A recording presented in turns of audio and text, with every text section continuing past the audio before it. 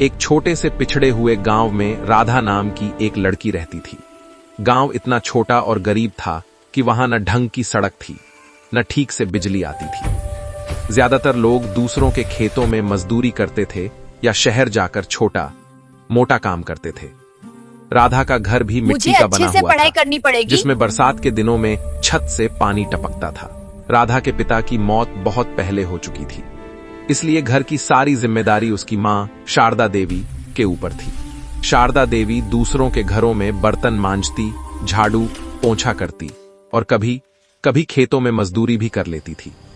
पूरे दिन की मेहनत के बाद जो थोड़ा बहुत पैसा मिलता, उसी से घर चलता और राधा की पढ़ाई होती थी। कई बार ऐसा भी होता था कि दोनों माँ बेटी आधा पेट खाकर सो जाती थीं, लेकिन शारदा देवी ने कभी राधा की पढ़ाई रुकने नहीं दी। राधा पढ़ने में बहुत तेज थी।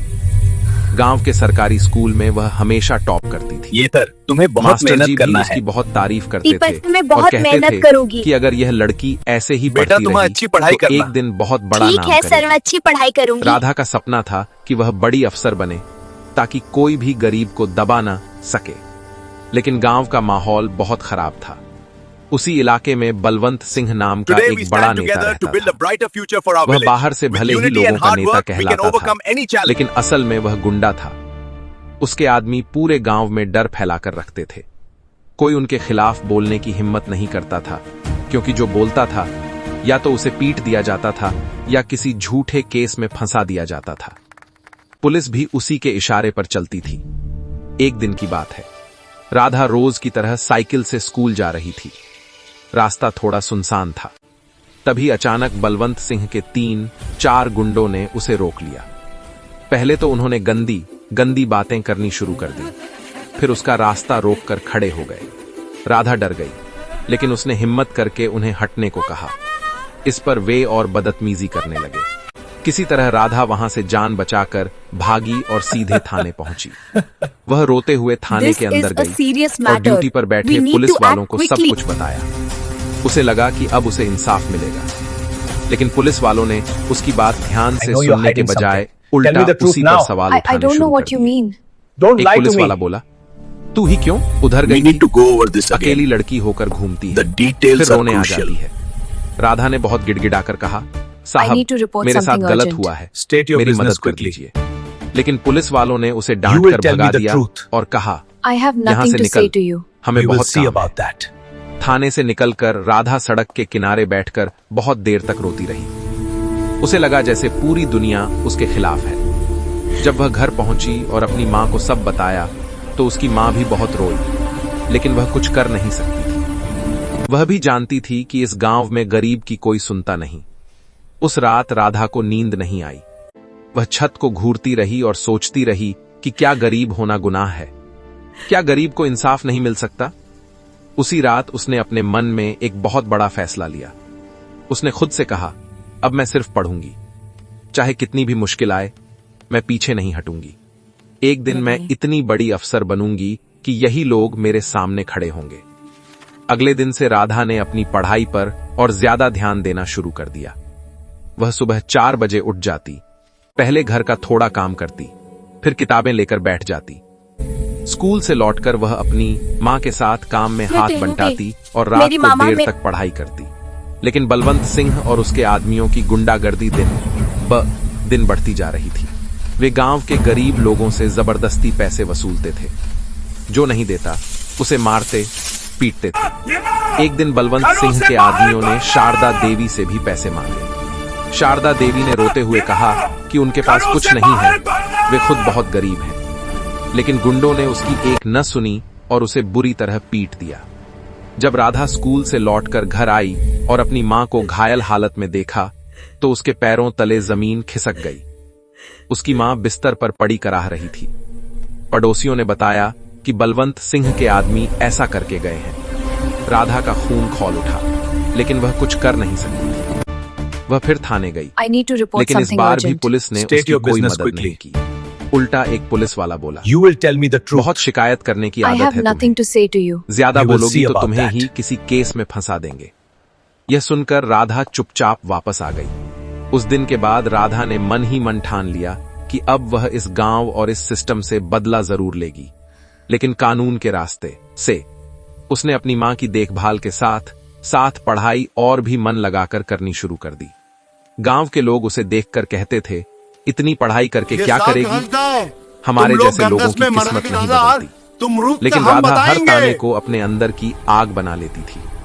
धीरे धीरे समय बीतने लगा। राधा ने 10वीं और 12वीं की परीक्षा अच्छे नंबरों से पास कर ली, लेकिन आगे की पढ़ाई के लिए पैसे नहीं थे। उसकी मां ने अपने गहने बेच दिए और किसी तरह उसका कॉलेज में एडमिशन करवाया। कॉलेज की पढ़ाई आसान नहीं थी। राधा को कई बार फीस के लिए अपमान भी सहना पड़ा। कई बार उसे लगा कि शायद वह आगे नहीं पढ़ पाएगी, लेकिन फिर उसे अपनी मां का खून से सना चेहरा याद आ जाता और वह फिर से हिम्मत जुटा लेती। कॉलेज के दिनों में ही राधा ने तय कर लिया था कि वह सिविल सर्विस की तैयारी करेगी। उसे पता था कि यह रास्ता बहुत मुश्किल है, लेकिन उसने हार मानने का नाम नहीं लिया। दिन में कॉलेज, शाम को ट्यूशन पढ़ाना और रात को खुद की पढ़ाई, यही उसकी जिंदगी बन गई थी। पहली बार जब उसने सिविल सर्विस की परीक्षा दी तो वह फेल हो गई। बहुत रोई, बहुत टूट, लेकिन उसकी मां ने उसे संभाला और कहा, बेटी, हार मानने वाले कभी आगे नहीं बढ़ते। दूसरी बार भी वह सफल नहीं हो पाई। गांव के लोग फिर हंसने लगे और कहने लगे, हमने पहले ही कहा था, ये सब इसके बस की बात नहीं है। लेकिन तीसरी बार राधा ने अपनी सारी ताकत लगा दी। उसने दिन रात एक कर दिया। आखिरकार वह दिन भी आया जब रिजल्ट निकला और राधा का नाम लिस्ट में था। वह IAS अफसर बन चुकी थी। जब यह खबर गांव पहुंची तो किसी को यकीन नहीं हुआ। वही राधा जिसे कभी थाने से भगा दिया गया था, आज देश की सबसे बड़ी परीक्षा पास कर चुकी थी। कुछ सालों की ट्रेनिंग के बाद राधा को उसी जिले का DM बनाकर भेजा गया जहां उसका गांव था। जब वह सरकारी गाड़ी में बैठकर उसी रास्ते से गुजरी जहां कभी उसे गुंडों ने रोका था, तो उसकी आंखों में आंसू आ गए। लेकिन इस बार ये आंसू कमजोरी के नहीं, ताकत के थे। गांव में उस दिन अजीब सा सन्नाटा था। सुबह से ही पुलिस की गाड़ियां घूम रही थीं और लोग अपने अपने घरों से बाहर निकलकर चौपाल की तरफ देख रहे थे। सबको पता चल गया था कि आज कुछ बड़ा होने वाला है। वीर सिंह अपने आदमियों के साथ चौपाल में बैठा हंस रहा था और कह रहा था कि चाहे कोई भी अफसर आ जाए, उसका कुछ नहीं बिगाड़ सकता। तभी दूर से सायरन की आवाज आई और कई गाड़ियां गांव में आकर रुकीं। सबकी निगाहें उधर चली गईं। एक काली गाड़ी का दरवाजा खुला और उसमें से एक अफसर उतरी। गांव वाले देखते ही रह गए, क्योंकि वह कोई और नहीं बल्कि राधा थी। वही राधा जो कभी फटे कपड़ों में स्कूल जाती थी, जिसे थाने से भगा दिया गया था और जिसे वीर सिंह ने सबके सामने बेइज्जत किया था। आज वही राधा कलेक्टर बनकर वापस आई थी। उसकी मां की आंखों में आंसू आ गए और वह कांपती हुई बोली, मेरी बेटी। वीर सिंह का चेहरा पीला पड़ गया। उसके मुंह से शब्द ही नहीं निकले। तू कौन है? राधा ने उसकी तरफ देखकर कहा, याद है वीर सिंह, तुम्हें नहीं तू पता कहा करता मैं था कौन कि गरीब कभी सिर उठाकर नहीं चल सकता। आज वही गरीब की बेटी तेरा हिसाब लेने आई है। फिर उसने फाइल खुलवाई और एक करके सबूत सामने रखने लगी।